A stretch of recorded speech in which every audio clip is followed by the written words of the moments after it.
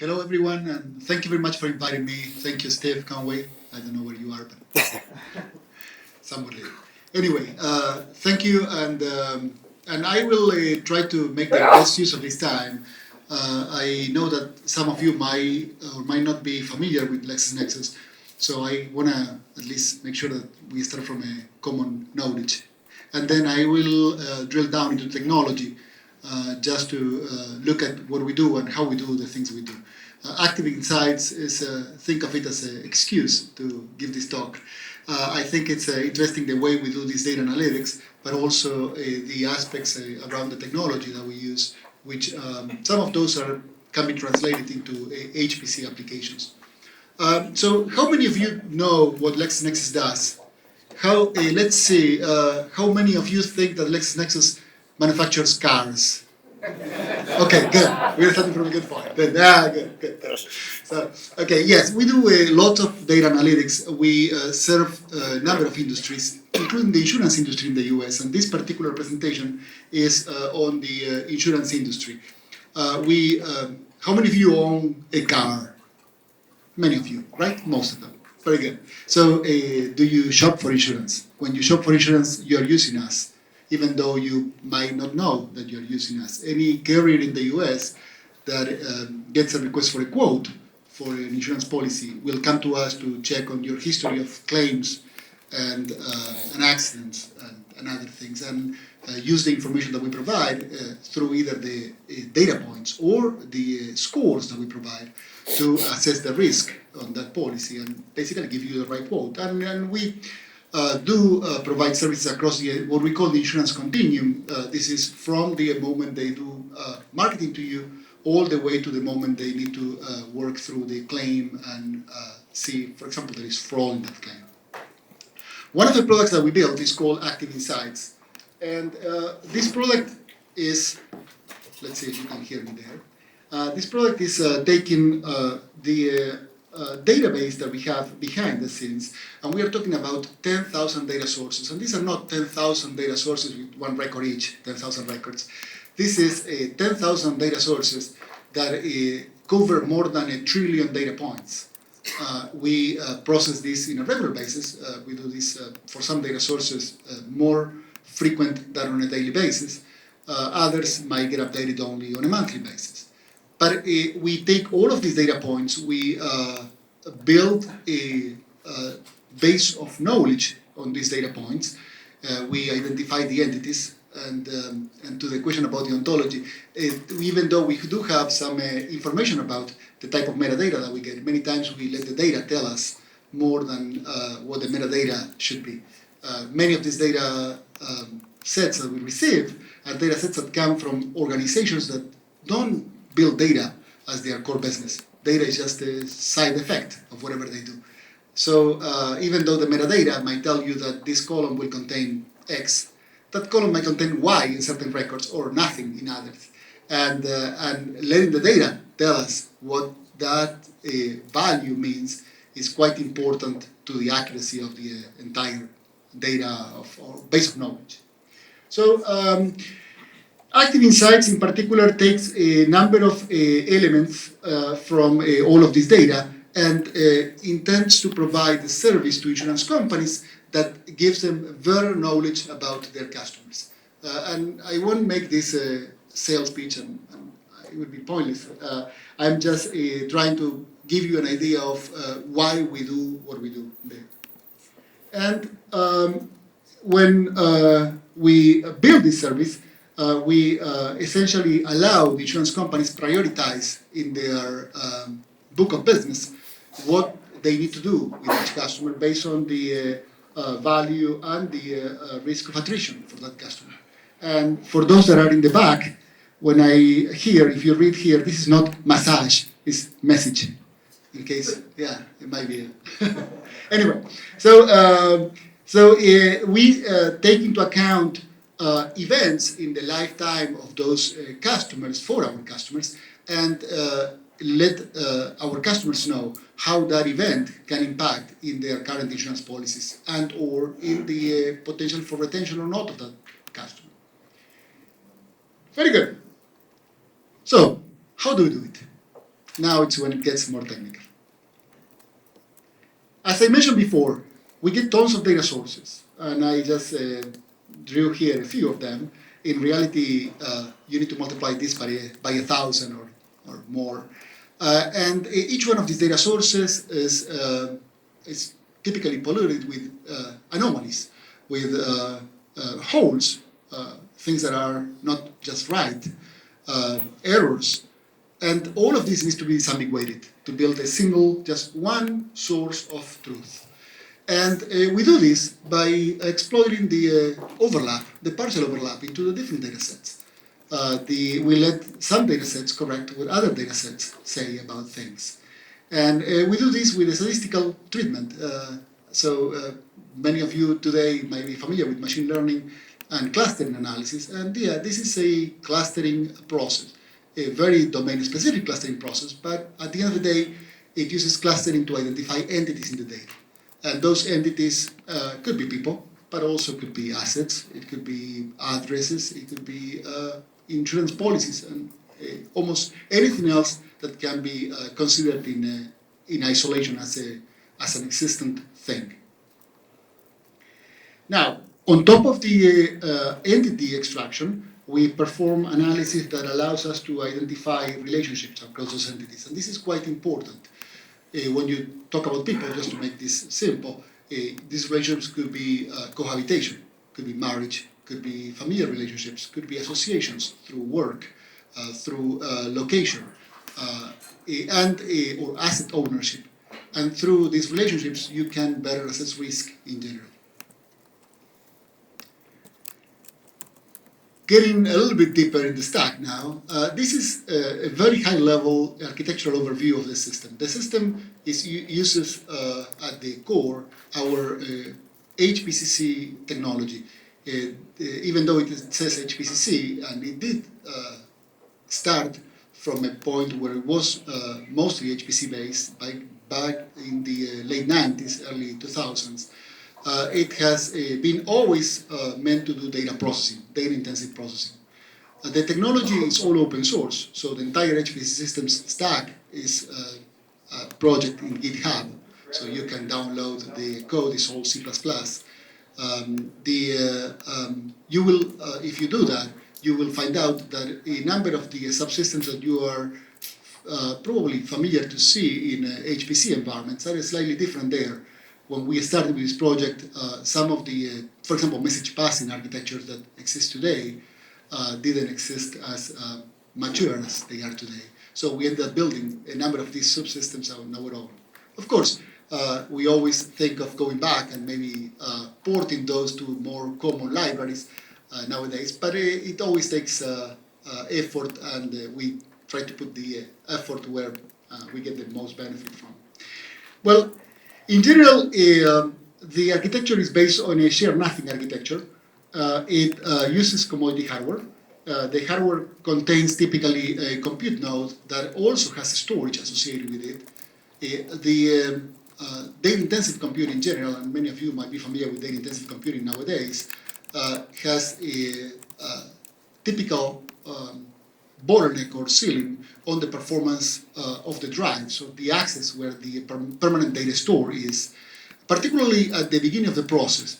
As the data comes into the system from the left-hand side, it is typically ingested in a cluster type called Thor. And when you ingest data into Thor, the data has no indices. The data has sometimes even very poorly defined semantics. So Thor needs to invariably go through every record and every data element in that data to extract that information. And as I said before, going through all this data, if this data is large, can take quite a bit of performance hit if your storage subsystem is slow. Distributing the storage subsystem into all the nodes and partitioning the data allows us to pretty much parallelize this process in an almost linear manner across all of the nodes in the system. Thor does most of the batch-oriented magic.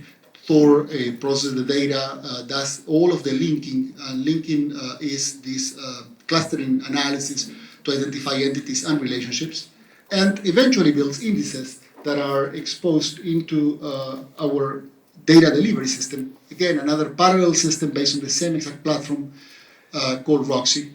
Roxy allows us to have almost linear scalability with nodes. Again, local storage on the nodes, data partitioned. In this case, we use indices, but those indices are built with distributed bit trees, which allow us to, as I said before, leverage every node for queries. Of course, as long as the queries are diverse enough and can exercise every one of the data parts in those nodes. And provides another set of very needed features, including redundancy and high availability. Keep in mind that if you go to get an insurance quote at 3 a.m. in the morning and we are down, you won't get your insurance quote. So being able to be up all the time is critical, and Roxy gives us this capability. Now, the most interesting piece of this, and this is where you will see that we depart quite a bit from the more traditional HPC environments, is that we built our own data language. This is a declarative data flow language, and nowadays declarative data flow paradigms are in resurgence. A few years ago, they weren't as popular. Which is called ECL. ECL is an open language. We made it open when we released the platform as an open source project in 2011, and allows you to declare data processes in the notational manner. Instead of telling the system what to do in every step, you just tell the system what the result is that you expect, and the system decides how to implement that algorithm. ECL compiles into C++. It's a compile language. And the C++ is essentially a set of link libraries that run on the platform in parallel. The frontend just exposes an interface using SOAP and web services, JSON, RESTful, and even ODBC, JDBC. So anything on the front end, any application can be coupled to access that. And all of our services to our customers, including XML-based services and web portals, are connecting to the front-end interface. I won't get much into the details here. This is just a view, it's a very simplified view of the stack. I told you about ECL. ECL is where most of the programming happens, at least in number of lines of code, but it's not where the stack stops.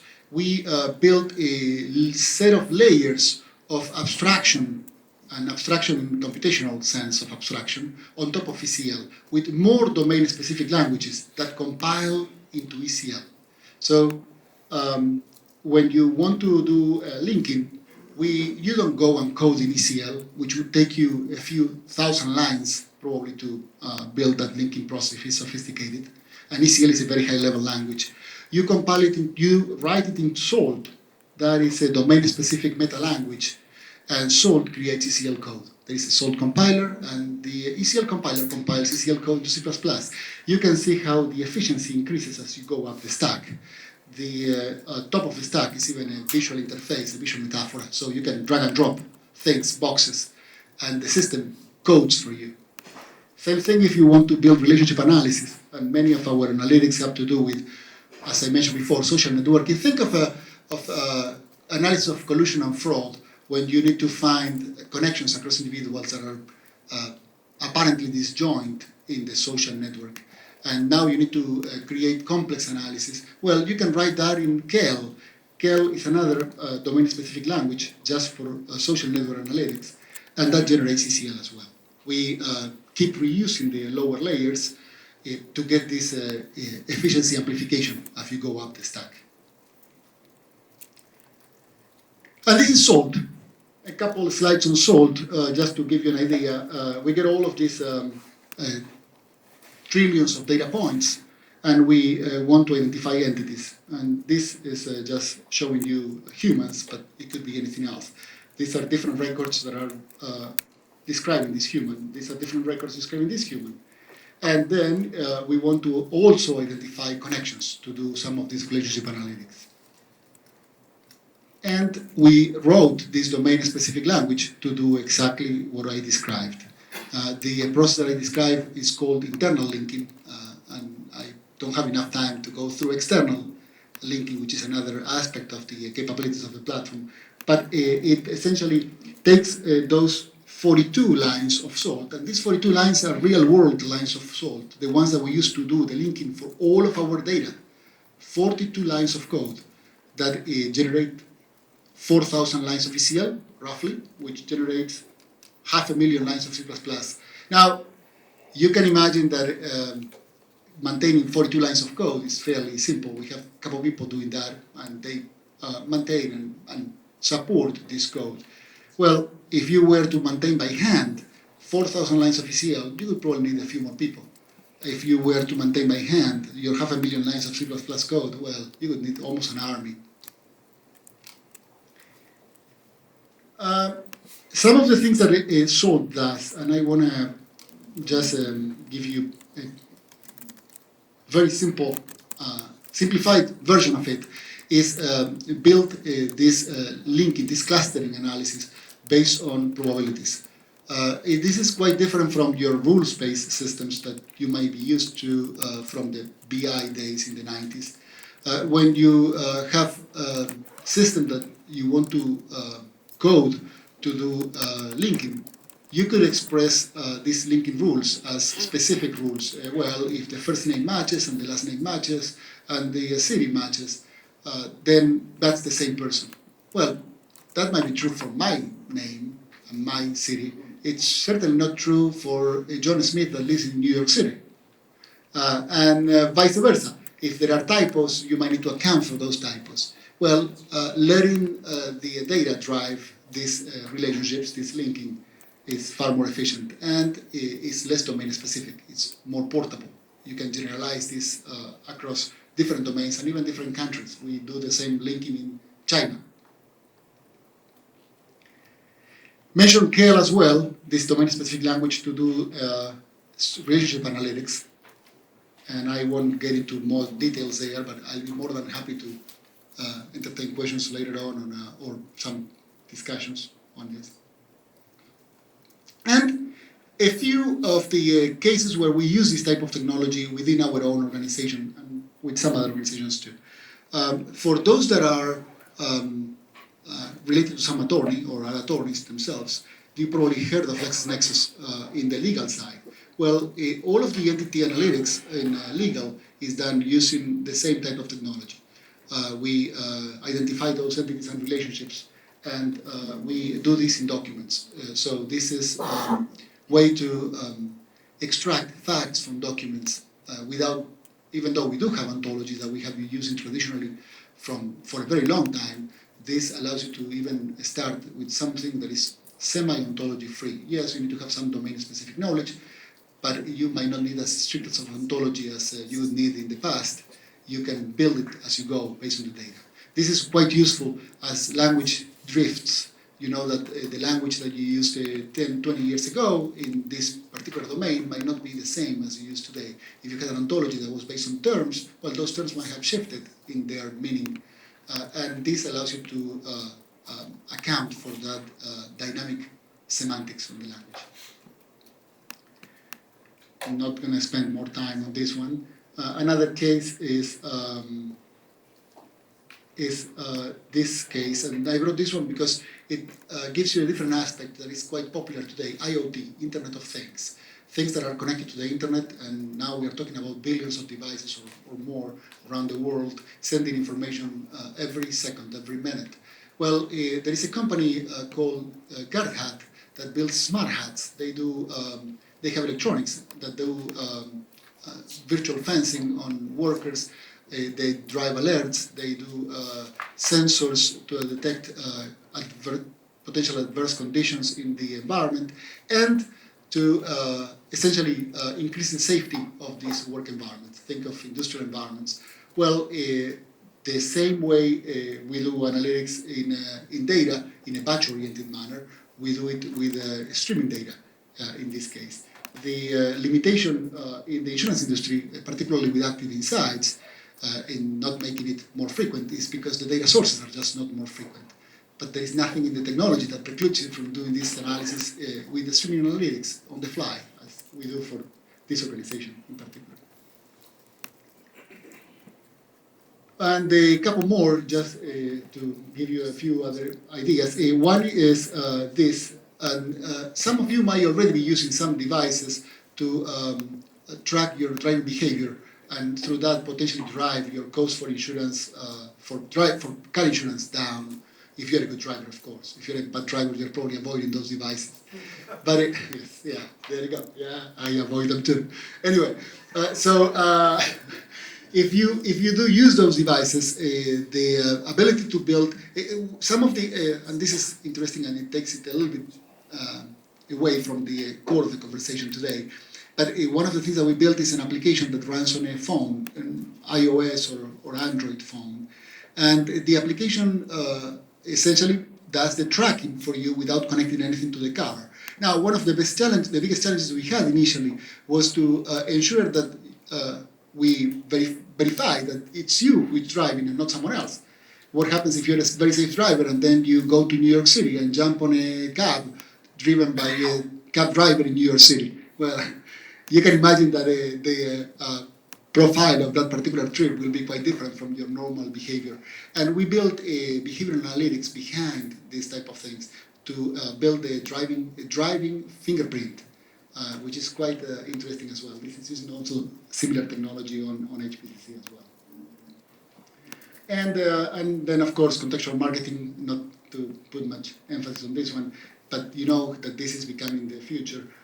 I don't know how many of you have Android phones, but I do. And when I walk into some restaurant, I get prompted by, this restaurant has these reviews, would you like to look at them? The device, or Google knows who I am and where I am. And this is quite useful from the standpoint of advertisement as well.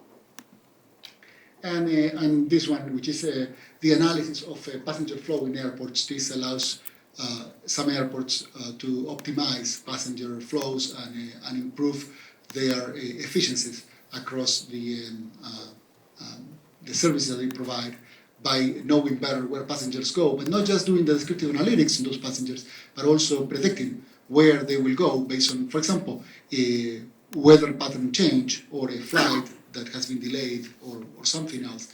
And based on that, better staff their security desks, or better staff their or open other gates or move planes around to ensure that the experience is better than otherwise would have been. So I mentioned that all of the technology is open source, so I encourage you to access that technology, to download it, just take a look, submit a patch, extend it, clone the GitHub repository, and give us feedback on what you think. And I'll be very happy to help you if you need anything else around the technology, and to potentially get you or your teams initiated with it. Thank you.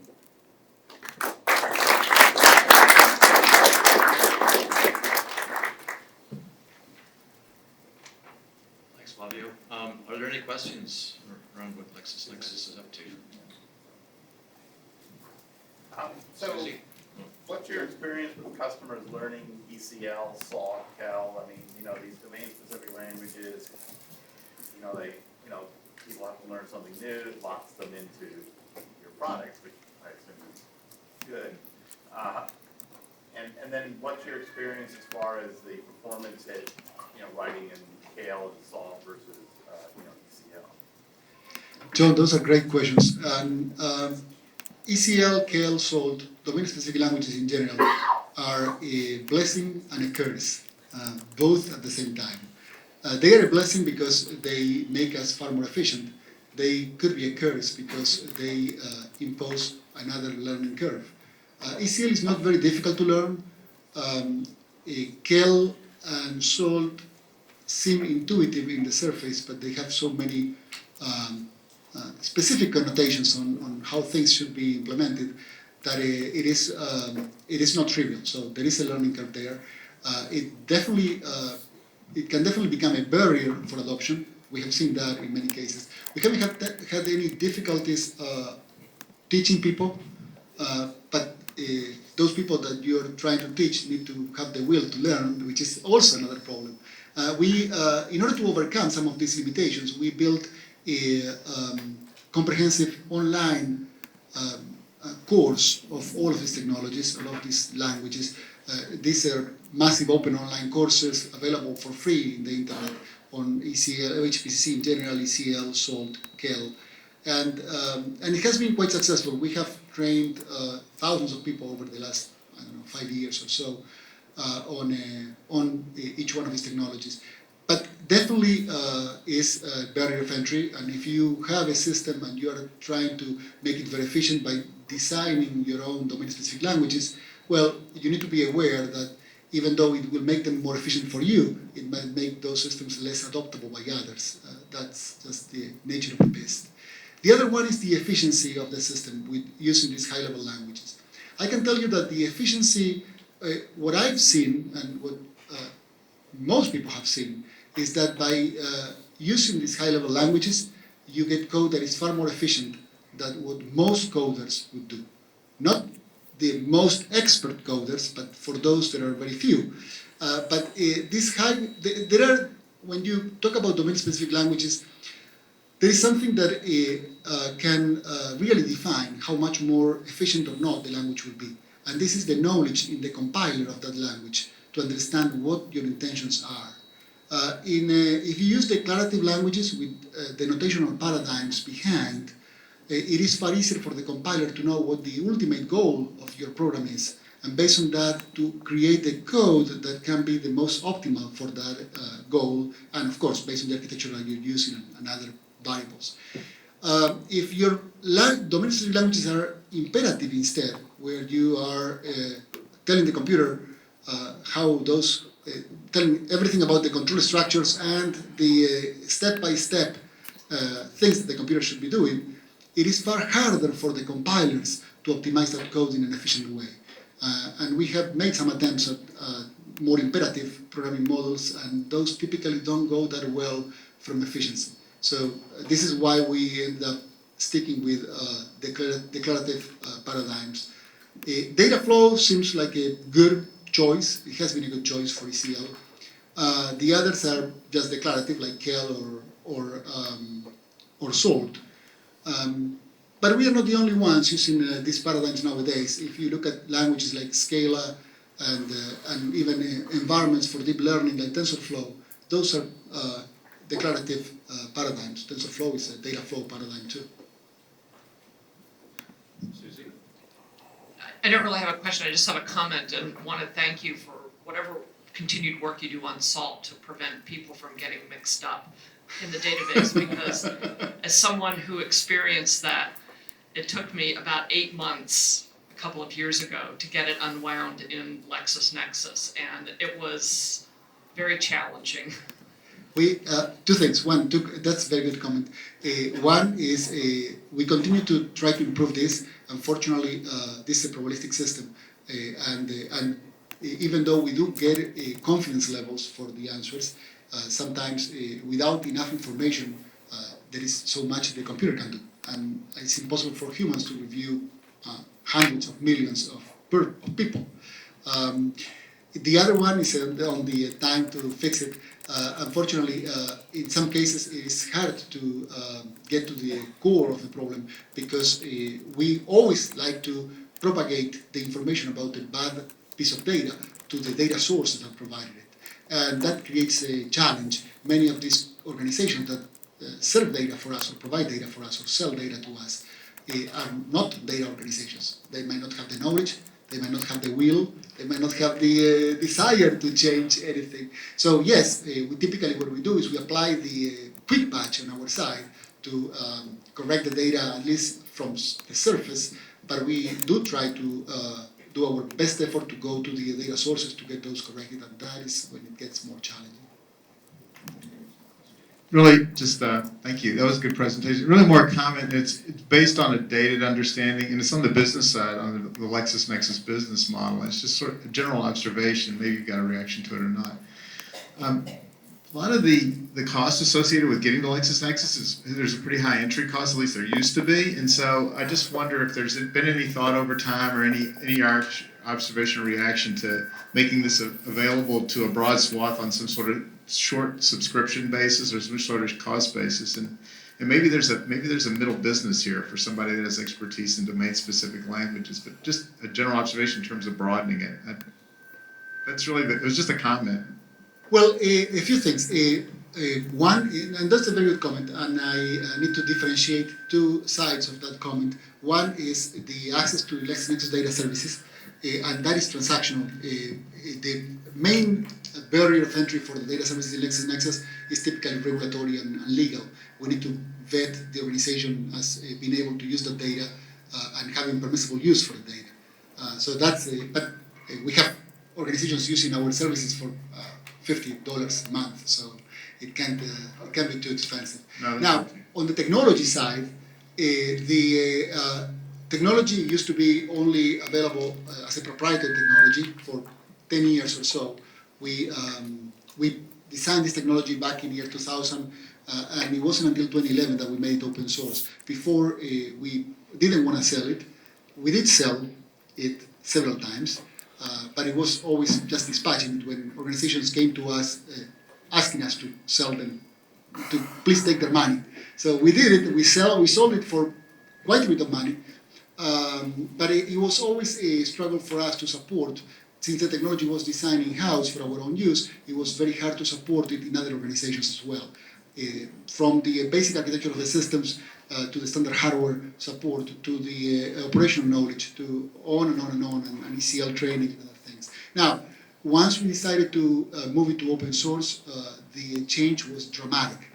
That forced us to have far more discipline in our software development process, in our documentation, in our standardization, in our hardware support, and made the technology now definitely adoptable by anyone. You can run this platform on a virtual machine on your laptop, and I do that all the time, or you can run this in a cluster with thousands of nodes, and you can deploy it yourself. All you need is a system running Linux, or a virtual machine if you have Windows in your laptop, and that just works. So it became, the barrier of entry for the technology itself became far lower, to a point that there is no barrier, I think. It's just download it and use it. Thank you. I would never put one of those driving monitors on my car either. I wouldn't either. No, that's it. Any last questions? All right, thank you very much. Thank you.